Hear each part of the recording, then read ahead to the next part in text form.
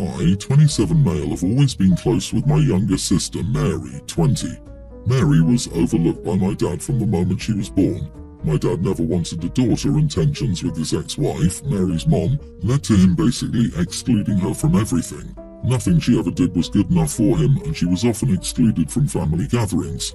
I always try my best to include her or even take her out, just the two of us, to make her feel better, but it's obvious that being excluded hurts her a lot. I'm my dad's golden child and grew up spoiled, and while she tries not to show it, I can tell Mary is jealous of the attention my dad gives me. Mary's 21st birthday is a month from now, and she's very excited about it. I live in a different state, but I made a promise to fly over on her birthday so I could take her out to get her first drink. We've been planning this for months, and I already bought the tickets. My dad, 56, is currently engaged to Janice, 57 female, and a few days ago he texted me to let me know that their wedding plans had changed and they plan to get married in her parents' yard next month. He said he knew it was short notice, but they agreed that a small ceremony would be better so they could go to the beach for their honeymoon while it was still nice. Now, my problem isn't the short notice. My problem is that day is also Mary's birthday. Not even a day before or later. He plans to marry on his daughter's birthday. I brought that up and my dad brushed it off, saying it was just a date and it wasn't like my sister was going to celebrate her birthday with us anyway. I told my dad I already had plans to fly down and celebrate Mary's birthday with her, and I couldn't make both events. He seemed shocked by this and asked why I didn't just cancel the birthday celebration to go to his wedding, since I was already paying to come down. I could even bring Mary along and celebrate with her there if it meant that much to me. I'll admit, this made me angry because the least he could do was acknowledge his daughter's birthday. I told my dad that I planned to spend the day with Mary and that I would only come to his wedding if she was invited and decided to go. He tried to argue with me, saying that birthdays come every year and weddings don't, to which I responded that this is his third wedding, so it's not that special, but my sister turning 21 is very special.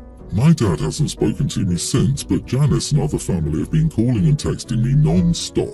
Janice told me that my dad has been crying and miserable over what I said and that my selfishness had ruined their wedding. I'll admit that what I said may be harsh, but I also stand by it. I'm not the one being selfish, and if my dad wants his child at his wedding that badly, he can have both of us or nothing. However, my dad and family are still mad at me, saying that I'm being petty and ruining his big day. So, am I the idiot? This is your third wedding, it's not that special. Opie, you're a hero and not the idiot. I would bet every penny I have that your dad did this intentionally. Screw him. The only valid reason to go to his wedding is to crash it with Mary and make a scene. Not that I'm suggesting this. I wouldn't say they did this on purpose, but I wouldn't be surprised if Dad doesn't know his daughter's birthday. And from how it looks, he did not invite her to the wedding. Opie, you have to celebrate your sister's 21st birthday. Go on Facebook, Instagram, whatever, and let everyone know how awful your dad is to your sister and how disappointed you are that he would get married on his daughter's 21st birthday. Really go off on the fact he could have chosen any of the other 364 days of the year, but no, he had to get married on her 21st birthday. I'm sure the dad is spinning some stories of the family to get them on his side. Unfortunately, he ain't telling them the truth, so you have to, OP. How much do you want to bet he had no idea how old his daughter was turning, and he didn't invite her himself? Is he even aware he has a second daughter? Someone should tell this poor man. What goes around comes around, and her 21st is a huge milestone. It says way more about your dad that his wedding was scheduled to conflict with it. Good for you for being a supportive influence on your sister, despite your father's awful behaviour. I'm the youngest of 4 siblings by far. I'm a 22-year-old female and my husband is a 26-year-old male. My siblings are 30 female, 32 male and 33 male. Between the 3 of them, they have a combined 14 children. They all have multiple children. None of them went to college and they all work lower-paying entry-level jobs. I graduated last year. I studied college and high school and worked as a nurse. My husband works on planes. Our household income is about $200,000 and the average where we live is about $80,000, I think. This is all relevant. My parents like hosting big family functions for every holiday, bringing the whole family together. Ever since I was a teenager, my siblings have always asked me for favours, mostly to babysit. I did it for a while when I was around 16, but I quickly realised they didn't appreciate anything and there was nothing in it for me, so I stopped. For the past 6 years, I've had the don't ask me for anything stance, since my siblings are the type to ask for favours, but never offer to help you if you need it. They always borrow money from our parents but never pay it back. My oldest brother is getting evicted, and he asked if he and his girlfriend and their 4 kids could stay with me and my husband. My husband and I own a 4-bed, 2-bath home. I told them no because they have a habit of settling in somewhere and not paying rent and refusing to leave. They also let their 4 kids destroy every rental they live in, colouring on the walls, holes in the walls, etc. My brother and his girlfriend are angry at me and they blew up at us at my mother's birthday party last week. They'll have to stay at a shelter, saying it's my fault, but I think it's their own lack of responsibility. My other 2 siblings agreed with my brother and they think I'm a sucky idiot. I think that my siblings suck and I don't want my house getting torn up by their heathens. I know that if I let them move in, I'd end up having to evict them and they wouldn't pay for anything at all. I think it's not fair that they always ask me for money because I make more money than they do, and they treat my husband and I like we're some kind of upper-class snobs because we worked hard and made good choices in life to be able to buy a house early. Am I the idiot for not helping my siblings? Specifically my brother, I guess. Edit, my brothers don't seem to know about protection, and my sister had her first at 16 and kept them coming after that. She has 6 kids with 6 different men, and she's always convinced every guy she meets is the one. I don't understand them. To be honest, we grew up in a normal middle-class household, and our parents taught us proper intimacy education. I really wish they'd all get it together, but none of them want to go to college or anything. Again, with the I'm poor but have 157 children. Come on, if you're low on money, just have 1 or 2 kids so nobody will starve or live in shelters. Why do people put themselves in this position? So that others in the family can pay for their family? These are not your children. Your siblings are not your responsibility. They're adults and should take care of themselves. If they were sick or had an accident and it was a one-time thing, okay, but no, they just don't pay rent for a habit. You are not the idiot, an ATM, or a free hotel. 6 kids with 6 different men. Yep, it's a habit. Don't help them, they will just spend all the money and try to suck more out of you. Homelessness is an awful thing, especially for kids. Your brother's attitude, however, has managed to overcome that. I feel like the shelter bit is an attempt at manipulation. Wouldn't you just go to your parents or in-laws? Huh? When no one else will take them in, even temporarily, there's probably a reason for that. I'd hazard a guess that no one wants their house damaged, and or to have to go through the eviction process. I, 38 female, live alone in the house I grew up in. It was left to me by my mother after she passed away 10 years ago. About 4 years ago, a couple about my age moved in next door and we've been at odds since day one. There have been numerous times and issues that we've disagreed on. I have 3 cats that I sometimes let out into my backyard. My neighbours have a dog that would jump the 5-foot chain-link fence separating our yards to chase my cats. I told my neighbours if I caught their dog doing it again, I'd call the cops. They actually dared to ask if I would be willing to split the cost of a taller privacy fence instead of, training your dog not to jump the fence. Obviously I refused as I wasn't the one causing the problem and the fence is technically on their property anyway, so they ended up putting in a taller fence. Then, they asked me to split the cost of taking down an ash tree that was on their property. It had become infested with some bug that killed the tree and dead limbs fell on their driveway. They had the city come out, and the survey guy said the tree was about 10% on my property. I told them the tree was theirs and they'll have to pay for it if they want it down because I don't have a problem with it. Needless to say, we're not friends. Unfortunately, they've also thrown some loud late-night parties that included bonfires and loud music that I had to call the cops for. I'm currently out of town visiting family for a couple of weeks.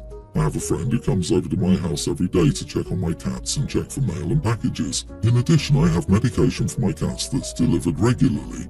I got a notification the other day that some packages were delivered, so I texted my friend to let them know. But before my friend could get there, I got a notification from my Ring doorbell. So I pulled up the live feed and saw my neighbour on my patio.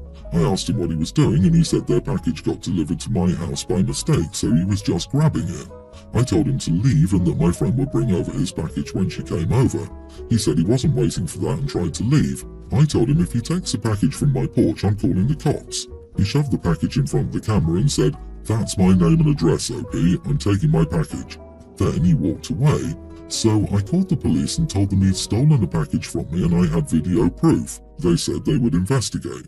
When my friend got there a little later, the police were talking to my neighbours. The police must have left while she was checking on my cat because when she went to leave, it was just my neighbours outside. The husband yelled at her to tell me that I was a huge idiot and that I needed to take the police off speed dial and let them deal with more important crap instead of using them as my own personal problem-solving service. You are the idiot. They sound like absolutely awful neighbours, and under any other circumstances I'd side with you in a second. But you called the cops and accused them of stealing their own package. They didn't steal from you. They fetched something that belonged to them off your porch. And while, yes, I suppose they were trespassing, if you get medication delivered, then you know that sometimes packages can't wait, and perhaps this was a situation like that, and it doesn't sound like you cared to listen to anything they had to explain. If you want to be seen as the better person than your idiot neighbours, you have to be the better person. OP, you are the selfish neighbour type. Good neighbours are friendly and kind to each other. A good neighbour would go 50-50 on a fence because it benefits them both. It also adds to the property value of both. A good neighbour would go 10% on the tree because it's also on their property and also benefits their property value. A good neighbour would understand that they are grabbing their own package. But if you intentionally foster bad relationships, you can only expect bad interactions. Also, domesticated dogs are generally not considered predators, though cats are notorious for destroying local bird populations. Sure, you don't get along, but stop calling the cops for trivial matters. Yeah, the police must hate her, and very surprising to hear she lives alone. OP, you're a 38-year-old woman. That's not old enough yet to be the nasty old lady neighbour who makes a huge deal out of everything, argues with neighbours, and calls the police to settle your one-sided disputes. Chill. My son, Tween, lives with me full-time. I get child support from his father. His father married, we never were, 8 years ago and has had 3 kids since then. Each time he filed to have child support reduced and each time he was denied. The judge said reducing child support because of having more kids incentivizes having more kids to screw over former partners. He said the child support will never go down until my son is 18. His wife contacted me. She said she has a high-risk pregnancy and needs time off work, but they can't afford to live off his salary since so much goes to child support. She asked me to agree to have it reduced. I said no because I didn't want my son to have less. She said I'm a selfish witch because I only work part-time and live primarily off her husband's salary. She said I should get a real job or find my own man instead of relying on someone else's for support. I said he was supporting his kid, not me, and it was her choice to have kids with someone who already had one he was obligated to care for. She said I'm a greedy idiot. To my mind, it isn't my money. It's my son's. It's for his care and he's entitled to it. Am I the idiot for caring about my kid but not hers? Not the idiot. If she and her husband can't afford more children, they shouldn't have more children. You're doing the job of a full-time single parent and a part-time job. You're using child support to support your child how it's supposed to be. Her children already benefit from a 2-parent household, which is worth a lot more than money, and she wants to take money away from your son, who doesn't have that. Forget her. Funny of her to call OP greedy when she's the one having another kid she can't afford and she's the one who wants to take money from a child. A child she knew about and knew the costs associated with their care well before she chose to have any of her own children. Not saying the ex isn't an equal participant in this nonsense, but her calling OP names is amusing. The only thing I can find against OP is her luck that she got saddled with such a useless co-parent. The judge is awesome. Just block this idiot lady. It's her choice to keep having babies with a guy that can't afford to. Child support is the right of the child, not the right of the mother. The only way a new man in your life would relieve the father is if that man agreed to legally adopt your child. If you agree to lower the dad's child support because of his childishness and his wife's callousness, you're affecting your child's rights. My 20 female brother Nate, 24, and his best friend Kyle, 23 male, have annoyed me for years. They've been friends since they were kids and I had to deal with both since Kyle was always over at our house.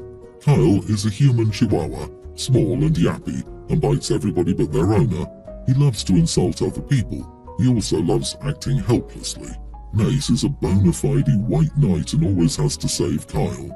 Kyle has managed to drive away several of Nate's girlfriends when they inevitably blow up when Kyle insults them, or when they break up after Nate prioritizes Kyle over them. However, Nate's latest girlfriend, Gemma, 26 of 1 year, has lasted the longest. Kyle did the whole insulting shtick, and it didn't faze her a bit. He did the whole, you don't know Nate as well as me and he cares about me more thing. Nothing. He did the helpless baby act and Gemma just started doing stuff for him. He doesn't know how to cook and needs to call Nate. Gemma comes over with a recipe book. He can't do his taxes. Here comes Gemma. I've literally laughed out loud at how she outfoxed him. Nate hosted a small watch party recently and Gemma and Kyle were naturally there. Instead of the usual, Kyle kept hanging off Gemma's shoulder. He asked her to explain everything and had her feed him snacks. I was dying. My brother looked angry, so I made a joke that his girlfriend had stolen his best friend. He yelled at me to shut the heck up and stormed out of our house. My mom said I wasn't being polite, but my friends and dad said it was funny. Am I the idiot? Not the idiot. Gemma is the reigning champ. She tamed the yapper. Let her enjoy her moment of glory. Like you said, if it was a small joke, then it was just regular sibling ribbing. If he's angry that his best friend and girlfriend are getting along, then that's on him. Again, glory to Gemma. I don't know, call me paranoid, but it almost seems like Nate likes it when Kyle drives off the girlfriend so that he doesn't have to break up with them. Most white knights I've met are really bad at being the bad guy, but now that Kyle and Gemma are buddies, when he's tired of this relationship, he's gonna have to do it himself. There's a chance Kyle will still be friends with Gemma. I get that she outfoxed him, however if I were your brother I'd probably be more upset because they seem a little too close. So, am I the only one that thinks Nate and or Kyle have more than platonic feelings for each other? I see what you're saying, but I think the brother enjoyed people fighting over who loved him more. He feels belittled because, this time, no one is fighting over him, and he's not the centre of a toxic little love triangle drama. Probably reading too much into this, but here it is.